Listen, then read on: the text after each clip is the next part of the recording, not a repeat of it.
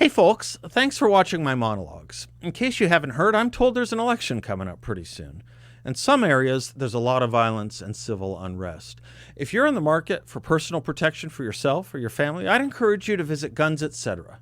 Guns Etc. is 10,200 square feet and they have product. And they're getting new product all the time. They'll work with you to get the exact type of protection that fits your needs. Stop by their store in Mesa or visit gunsetcetera.com where you'll have access to over $400 million worth of firearms and accessories. And if you like my monologues, please subscribe to 960 The Patriots YouTube channel. Welcome back and happy October 6th, 2020. Could it happen here? The it can run the gamut of the imagination, social, political, you name it, based on other collapses in other countries, from revolutions to other kinds of violence. And it's a classic question asked and contemplated in many a college dorm and political theory seminar, or it used to be.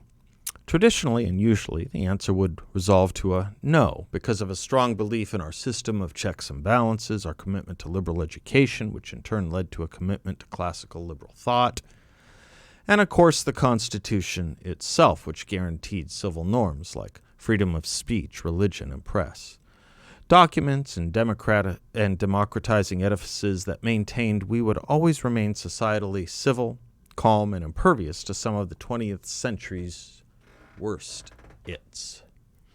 But then I said something yesterday that got me to thinking, and read something this morning that got me to worrying. What I said yesterday was we enacted a First Amendment here to protect the press from censorship from the state here, to ensure investigations, to govern the governors, to protect dissent. The press, in other words, has its protections. But what protections do the people have from the press when the press subsumes the role of the authoritarian state? When the mass of the media creates a one-party state of thought and belief? Oh, sure, the media may yell and scream about a war against the media, but it is so overwrought, it is dismissed with dispatch when we ask for an example of it, say, censorship. But what of when the mass of media act as the true state, determining what we can say and think or what we should say and think? What if it's aided and abetted by a self-appointed cognoscenti where, for example, the bien-pensant dictate and determine the exclusive modes of inquiry and opinion? Leading, for example, to a uniformity of thought, not just on editorial boards or newsrooms, but also in faculty directories and committees. Why else fire the director of a radio station at, say, ASU when she points to a fact that is inconvenient, I suppose? But that's the question I asked yesterday. Then this morning I was reading a piece at the American Conservative by Helen Andrews, and she wrote a line I can't get out of my head. Quote, "During the Cold War, the joke used to be that the Soviet Union had just as much free speech as America, since it, too, guaranteed its citizens the right to stand in the middle of the town square and shout, 'Down with Ronald Reagan.' The joke, of course, is that the real test of a regime's level of freedom is usually whether you are allowed to criticize your country's leader. However, in certain pathological conditions, the test becomes, can you praise him? Can you praise him? That question sticks, doesn't it? Because it seems too often true.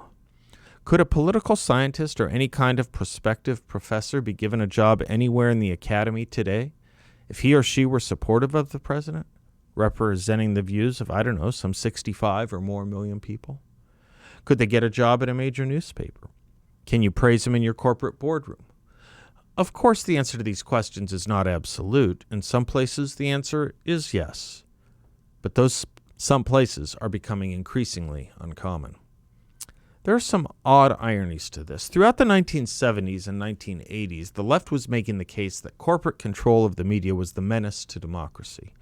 This was a prevalent thought and notion, taught pretty much everywhere.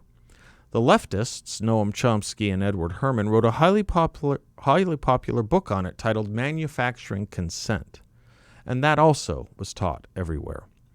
Right up front in their introduction, they establish what they call the propaganda model. That model, they write, is this, and I'm quoting, "An analytical framework that attempts to explain the performance of the U.S. media in terms of the basic institutional structures and relationships within which they operate. It is our view that, among their other functions, the media serve and propagandize on behalf of the powerful societal interests that control and finance them. The representatives of those interests have important agendas and principles that they want to advance, and they are well positioned to shape and constrain media policy. This is normally not accomplished by crude intervention, but by the selection of right-thinking personnel and by the editors and working journalists' internalization of priorities and definitions of newsworthiness that conform to the institution's policy. Close quote. There's a lot there. Let me repeat that last line.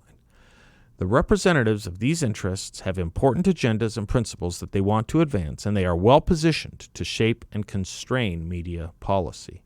This is normally not accomplished by crude intervention, but by the selection of right-thinking personnel and by the editors and working journalists' internalization of priorities and definitions of newsworthiness that conform to the institution's policy. Right thinking, internalization of priorities. Now, what we immediately see is how wrong Chomsky was about one big thing: ideology. Did Professors Noam Chomsky and Edward Herman not think about the whole point of their teaching, or propaganda, and that their students might someday take these jobs and replace the function without removing the organ?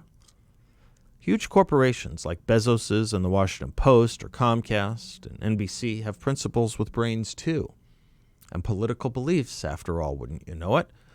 And they've no compunction about hiring the likes of Al Sharpton or Mika Brzezinski, to say nothing of entire warps and woofs of contributors and hosts at corporations almost as large like CNN.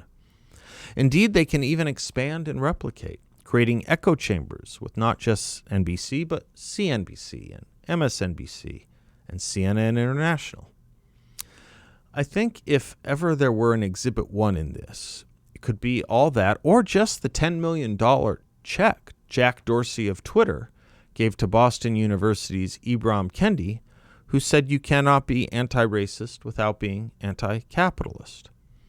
Hollywood and publishers are chock full of scripts and publications about blacklisting in the 1940s and 1950s. Again, all that has been accomplished on this front is not a respect for diversity of opinion, but rather an enforced new coercion of it. Was any self-searching done over Barry Weiss's resignation from the New York Times, now 3 months old and all but forgotten? I still think about it. I think we all should.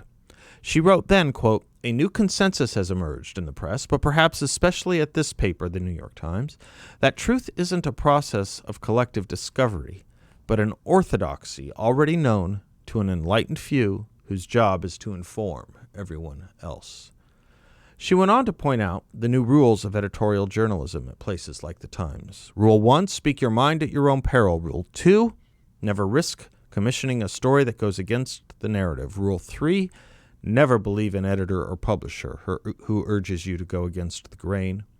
Eventually, the publisher will cave to the mob, the editor will get fired or reassigned, and you'll be hung out to dry.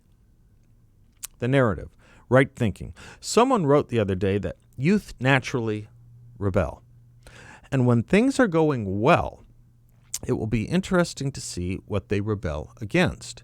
It can be democracy, especially when infused with lecture after lecture, and book after book, and message after message that America is a criminal against humanity and not a bastion to protect it.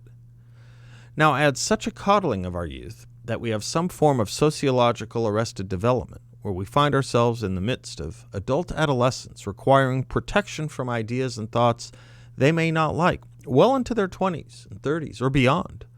Say the need to provide a safe room after a normal election where one party wins against its opposing but previously entrenched party.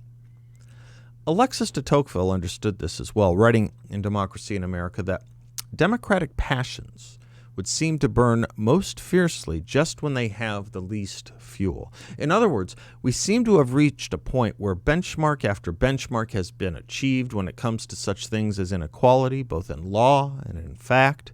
We seem to have reached a point, though, where dissent is so prevalent that it may just be louder, is in fact louder than the reigning principles and party in power.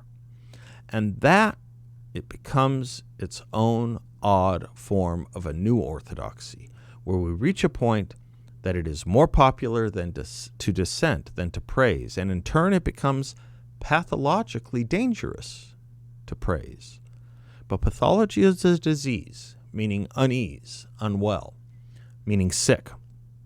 So it is a sick society where an orthodoxy of dissent becomes so mainstream that those who support the regime, the country, the president are the ones facing the guillotine of public reproof. Indeed, we saw guillotines erected in Washington, D.C. last month, didn't we? Do you remember whose home they were put in front of? Of all people, Jeff Bezos's. What those protesters didn't realize is the physical guillotines were not necessary. Bezos was already on their side. The question truly becomes who's on ours. And if the left is unhappy with what the Washington Post says, just what kind of utopia are they looking for that will satisfy them? It's an odd war to wage against an institution that is on your side.